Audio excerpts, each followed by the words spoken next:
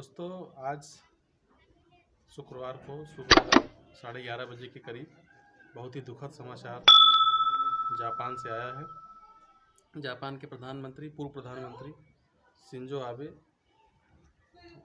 जिनको एक व्यक्ति ने एक रैली के दौरान, एक सभा के दौरान, पब्लिक गैदरिंग के दौरान गोली मार दी और उनकी हालत बहुत क्रिटिकल थी। बहुत अत्यधिक खून बह जाने और गोली लगने के बाद पड़ने वाले दिल के दौरे की वजह से उनका निधन हो गया।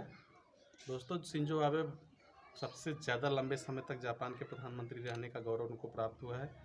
भारत और जापान के संबंधों को मजबूत करने में और भारत की छवि को ग्लोबल बनाने में जापान की जो भूमिका है, उसमें सबसे बड़ा योगदान शिंजो आबे का है, जिसके लिए प्रधानमंत्री जी ने हमारे एक ट्वीट भी किया और कहा कि हमारे एक मित्र की हत्या कर दी गई है और इसके लिए उन्होंने गहरा दुख जताया है। और भारत में कल एक दिन का शनिवार को राष्ट्रीय शोक की भी घोषणा की गई है।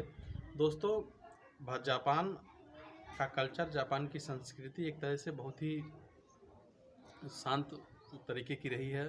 जापान में आमतौर पर ऐसी घटनाएं सुनने को, देखने को नहीं मिलती है। जापान दुनिया का ऐसा देश है जहां पर गन कल्चर के लिए कानून बहुत ही ज़्यादा सख्त हैं। आम लोगों के हाथ में नॉर्मल सामान्य रूप से बंदूकें नहीं आ पाती, जिसकी वजह से हत्यारे ने एक दो पाइपों को जोड़कर एक जुगाड़ जैसा इंतजाम किया था उनको गोली मारने का।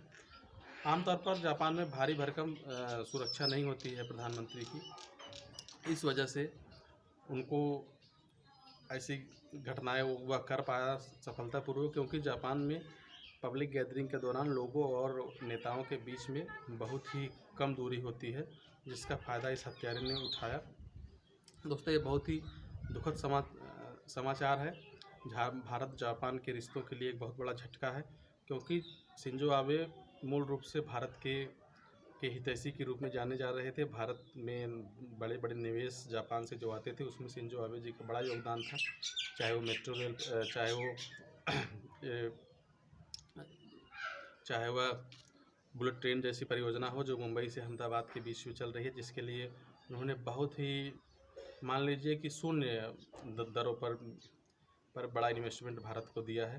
भारत के विकास के लिए भी उन्होंने जापान जो कर सकता था उसके लिए उन्होंने वो प्रयास किया, वो समझौते कराए।